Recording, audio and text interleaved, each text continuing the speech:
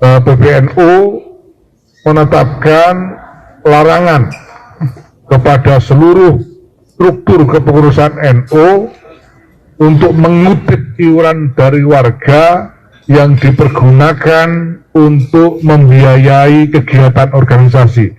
Semua kutipan atau sumbangan dari warga harus dikembalikan langsung kepada warga. Nah, selanjutnya ada beberapa keputusan lagi yang dibuat oleh PBNU, yaitu bahwa pertama, PBNU memerintahkan kepada lembaga pendidikan Ma'arif dan Robito Mahid Islamiyah atau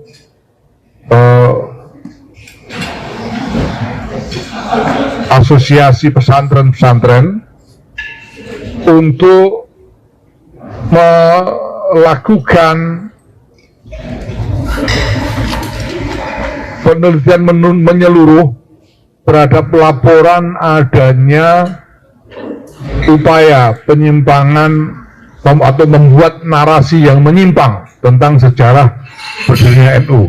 Bahkan ada laporan bahwa ada buku yang ditulis dan kemudian digunakan sebagai. Yang pertama adalah keputusan tentang rencana strategis Nahdlatul Ulama untuk 3 tahun ke depan sampai dengan 2027, yang merupakan desain awal dan fondasi bagi pengembangan satu model strategi organisasi yang menyeluruh dan koheren secara nasional. Rencana strategis ini nanti akan dijabarkan ke dalam rencana-rencana strategis di tingkat daerah, mulai provinsi, kabupaten, sampai dengan kecamatan dan desa, sesuai dengan struktur kepengurusan Nahdlatul Ulama dan juga dengan badan-badan otonom yang ada di lingkungan Nahdlatul Ulama seperti Muslimat NU, GP Ansor NU, Fatayat NU, Ibnu PBNU, dan lain-lain. Yang kedua, telah diputuskan juga desain strategi transformasi digital NU beserta dengan model platformnya. Jadi PBNU telah berhasil membangun satu platform digital yang nantinya akan diperlakukan sebagai wahana penyelenggaraan organisasi secara digital, secara menyeluruh dan nasional, yang melibatkan bukan hanya struktur Nahdlatul Ulama, struktur organisasi NU dari pusat sampai ke desa, tapi juga struktur badan-badan otonom NU, semuanya akan diintegrasikan ke dalam wahana digital yang dibangun oleh PBNU ini. Begitu juga berbagai macam layanan yang diselenggarakan oleh Nahdlatul Ulama untuk warga dan masyarakat ini juga akan diintegrasikan ke dalam platform digital ini. Maka kami sebut platform digital ini sebagai dengan nama Digdaya NU, digitalisasi data dan layanan Nahdlatul Ulama. Kemudian yang ketiga sebagai keputusan pleno adalah desain Akademi Kepemimpinan Nasional NU yang akan menjadi satu wahana pendidikan kader pemimpin NU dengan materi, dengan kandungan kapasitas-kapasitas bukan hanya yang relevan untuk konteks kepemimpinan domestik dalam negeri saja, tapi juga relevan untuk kepemimpinan dalam konteks internasional. Dan untuk ini Nahdlatul Ulama akan bekerja dalam satu jaringan internasional yang luas, mulai dari Timur Tengah, Amerika Serikat, Eropa maupun Afrika. Dan jaringan itu sudah terbentuk dalam rentang waktu yang cukup lama sampai sekarang, dan ini akan diaktifkan untuk mendukung Akademi Kepemimpinan Nasional Nahdlatul Ulama. Akademi ini kita umumkan sekarang saat ini, tapi baru akan kita mulai tahun depan. Programnya sendiri baru akan kita mulai tahun depan, tapi kami umumkan saat ini untuk memberi kesempatan kepada kader-kader Nahdlatul Ulama mempersiapkan diri, karena kami akan menetapkan syarat keikutsertaan yang cukup tinggi standarnya, antara lain bahwa para peserta, mereka yang ingin ikut serta dalam program ini harus memiliki kecakapan berbahasa Inggris dengan TOEFL 650, dan juga diutamakan diikuti juga dengan kecakapan berbahasa Arab. Dan di dalam seleksi nanti akan dilakukan semacam tes menyangkut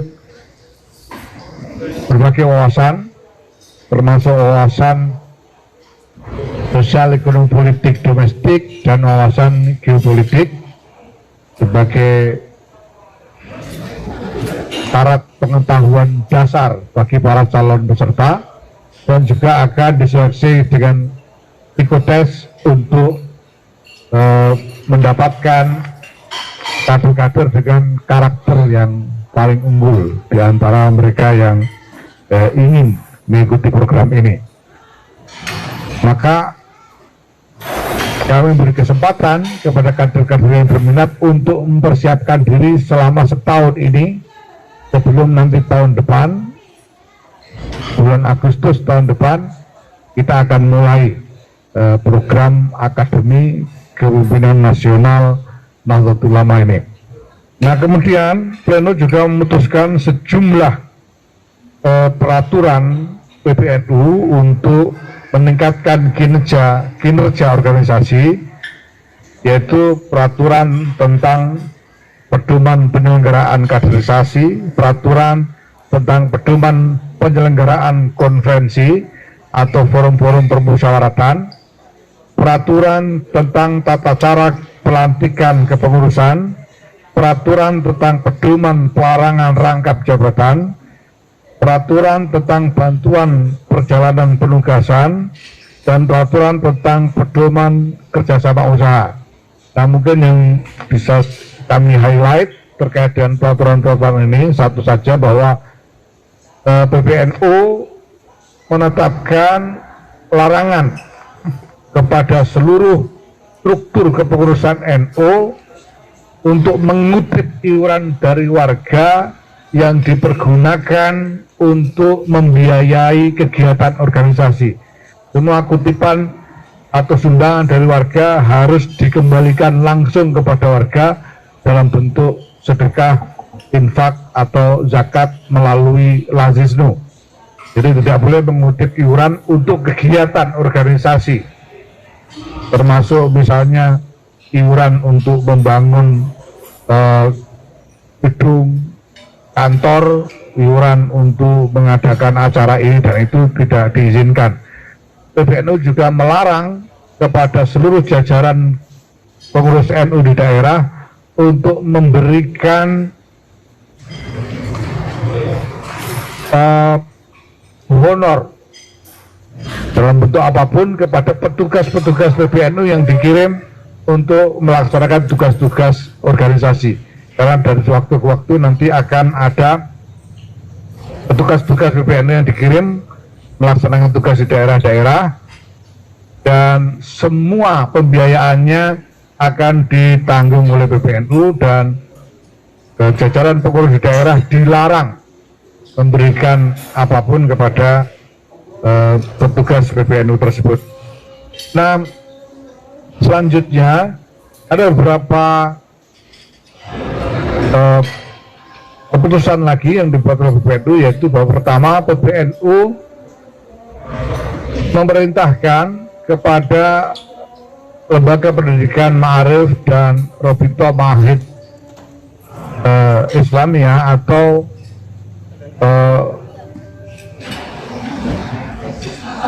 asosiasi pesantren-pesantren untuk melakukan penelitian menyeluruh terhadap laporan adanya upaya penyimpangan atau membuat narasi yang menyimpang tentang sejarah berdirinya NU. Bahkan ada laporan bahwa ada buku yang ditulis dan kemudian digunakan sebagai referensi atau sebagai bahan ajar di madrasah-madrasah mengenai sejarah pendirian NU yang isinya berisi narasi yang menyimpang, yang tidak sesuai dengan yang sesungguhnya. Nah, ini kami memerintahkan kepada LP Ma'arif dan RMI untuk melakukan penelitian secara menyeluruh dan mendalam, dan apabila memang ditemukan buku-buku atau bahan ajar yang seperti itu, ini harus dicabut, ya, harus ditarik dari peredaran dan tidak boleh dipergunakan di lembaga-lembaga pendidikan NU, karena akan bukan hanya mengaburkan, bahkan menyimpangkan sejarah berdirinya NU. Kemudian kami juga membuat keputusan, pleno juga membuat keputusan tentang soal rektor, ya, soal jadi masa jabatan rektor. Jadi NU punya sekian banyak perguruan tinggi baik universitas maupun institut-institut, dan tadi pleno telah menetapkan aturan tentang masa jabatan rektor di perguruan tinggi tersebut. Nah, kemudian juga ada keputusan tambahan yang muncul dari permintaan para peserta pleno terkait dengan perkembangan mutakhir dalam hubungan NU dengan Partai Kebangkitan Bangsa. Jadi karena akhir-akhir ini ada artikulasi-artikulasi yang secara sangat frontal dan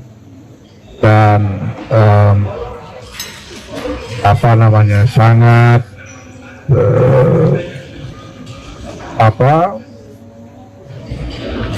tajam, ya, terhadap PBNU dari arah Partai Kebangkitan Bangsa, dan juga menyangkut berbagai macam perkembangan mutakhir yang merupakan dinamika hubungan di antara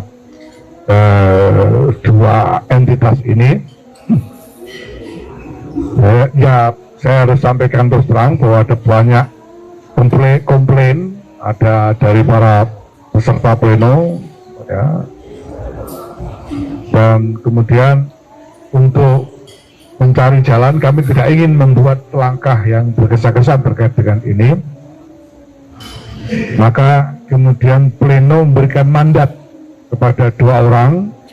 Yang pertama adalah Kiai Anwar Iskandar, Wakil Rois Am, dan Bapak Amin Said Husni, Wakil Ketua Umum, untuk mendalami masalah ini dan kemudian memberikan rekomendasi-rekomendasi kepada PBNU mengenai langkah-langkah yang harus diambil. Ya. Kenapa dua orang ini? Karena Ki Anwar Iskandar ini adalah di antara para as-sabiqun al-awwalun dari Partai Kebangkitan Bangsa yang tersisa. Jadi generasi perintis, pendiri dan pejuang awal dari PKB yang tersisa. Dulu ada Kiai Khalil Bisri, Kiai Idris Marzuki, Kiai Mas Subadar, Kiai Abdurrahman Khudori, Kiai Warsun Munawar dan sebagainya, semuanya ya, Kiai Aziz Mansur ya, semua sudah tiada. Nah, ini masih ada satu Kiai Anwar Iskandar, maka beliau kita minta untuk memimpin upaya mendalami masalah ini.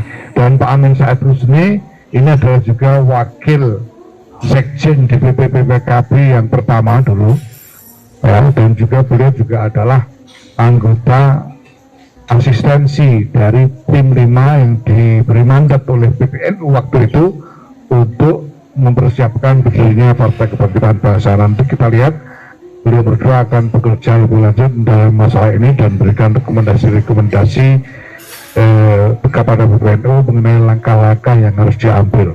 Nah, mungkin perlu saya singgung sedikit atau saya berikan penegasan sedikit tentang sebetulnya prinsip dasar dari hubungan NU dengan PKB ini apa.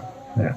Ada prinsip hubungan historis, ada hubungan irisan konstituensi, ada hubungan teologis dan lain sebagainya, hubungan tradisi ya. Tapi yang paling penting prinsipnya adalah begini, bahwa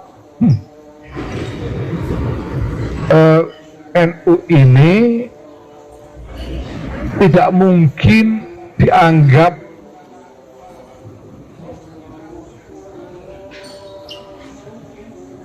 kongruan dengan PKB. NU dan PKB ini beda-beda ya. PKB itu tidak bisa NU hanya untuk PKB saja, itu tidak bisa. Seringkali saya singgung di mana-mana bahwa warga NU yang menjadi konstituen PKB itu tidak sampai 20%. Sementara yang lain-lain tersebar di berbagai partai yang lain.